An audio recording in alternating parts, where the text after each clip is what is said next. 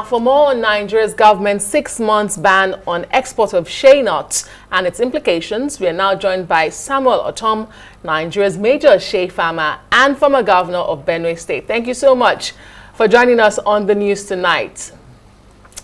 Well, we could describe you as jack of all trade, a farmer, a former governor, but let's talk about shea butter.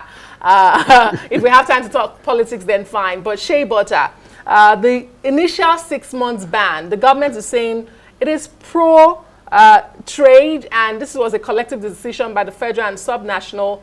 As one who takes a front seat in all of these decisions, is that enough period to transform the sector or the particular industry? And what's your reaction to this development? Thank you very much. I want to welcome this noble of there, not just about the ban, but I welcome the fact that the federal government is now interested in the shea butter industry. This is gold for Nigeria that has been abandoned for several years.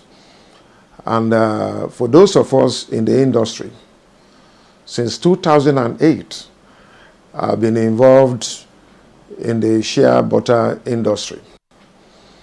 But we discovered that all the loans were collected from the banks. We could not break even.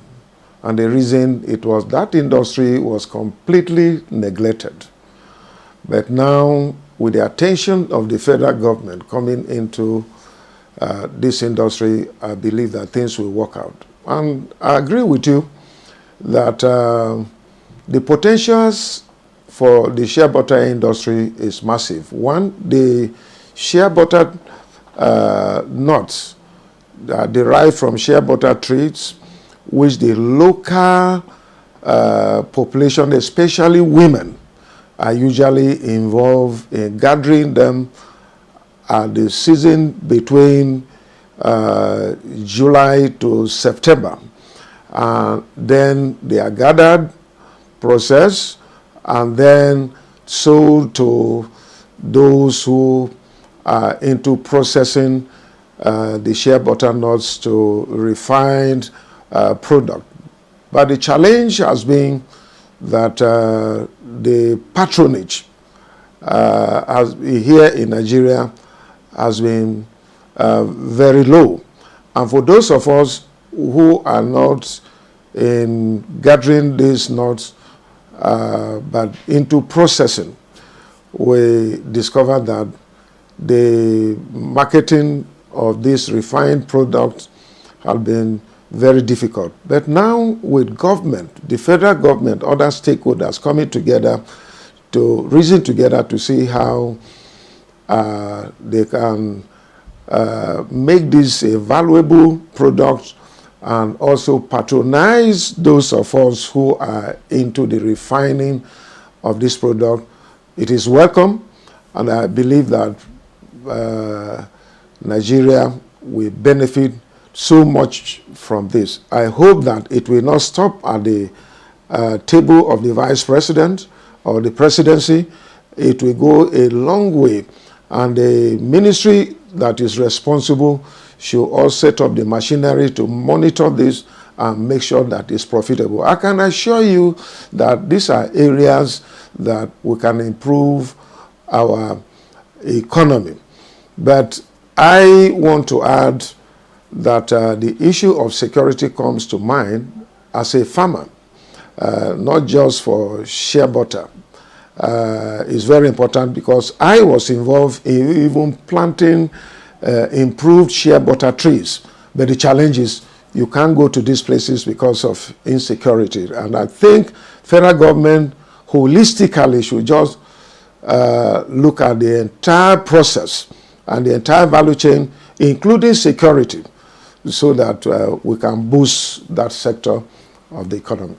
Very great points that you've made, and I want to stay on that track as to why exactly has Nigeria not been able to take advantage or cash in on this product that it actually it's the largest producer of, talking about shea nuts. 2.5 billion to 5 billion annual, projection for the global market. How best do you think Nigeria can really position itself to be able to take advantage of this huge market? My sister, if you ask me, as a stakeholder, and not just for the processing of refined product of shea butter, but also farming the shea trees and the nut itself, the challenge is security. At least in the community where I come from, I know that Benue State have a lot of shea trees. Niger State have a lot of shea trees down to Abuja and other parts of the middle belt to Taraba State. But the challenge today, everyone will tell you, those of us who are from the middle belt especially will tell you that security is a big challenge here.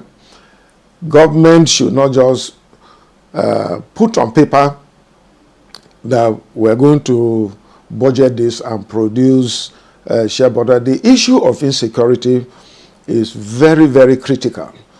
The shea trees are there. The shea nuts are there. Those of us who are into processing, we are still there. But the challenge is ensuring that we get our women, we get our youth, we get our farmers to gather these shea nuts to bring to us and also produce more shea trees. As it is, one thing I have noticed back home in my village is that the people from the villages are cutting down these shea butter trees and using them, selling them out for commercial business and even making charcoals and selling it to those who want it. These are areas that if the federal government collaborate with state governments and local government, there will be a process of salvaging the shea butter trees that are there. There are many benefits that can come back. When these trees are cut down, it takes years, even for those of us who have planted these trees. I tell you, for more than 5 years, those trees have not been able to produce the shea nut. It will take time. But we already have existing shea butter trees, but due to hardship, people are destroying them. And so I will employ the federal government to collaborate with the states and the local government to ensure we have a better way of protecting these shea butter trees so that we'll continue to benefit from it. All right. Thank you so much, Mr. Former Governor Ortom. We are already told that this is a collaboration between federal and subnationals, and Nigeria is joining a long list of countries that are banning the exports, including Burkina Faso, Mali, Cote d'Ivoire, and Togo. We wait to see if 6 months is enough. But before we let you go, can I ask you a question on politics? First, are you still a member of the PDP? And if so, the decision by the NEC to zone to the south has been generating reactions. Some say your party has automatically given the ticket and platform to the opposition APC, the governing APC, beg your pardon, and its candidates to scale through the 2027 election. Well, that is the thoughts and opinion of those who are thinking that way. As far as I'm concerned, 25th was the day that officially our party zoned the presidency to the south. We are waiting. Those who are in APC, if they want to join PDP and contest for the ticket of presidency, they are free to do so. And those who are in PDP, if they want to join the presidency, especially those in the south, they can indicate their interests. And so we go on. PDP is not a one-man show. PDP is a political party that believes in the views of the people. And you can see our slogan is that power to the people. Whatever the people decide, we will accept it.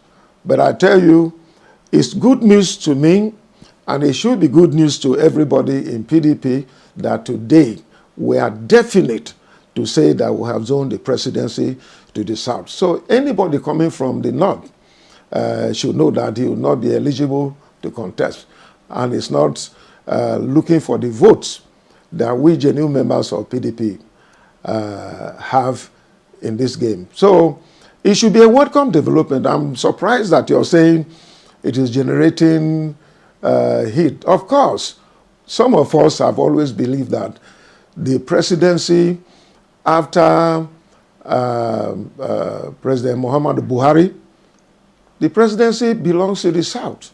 Even in 2023, when finally Atiku Abubakar became the presidential candidate, we said no.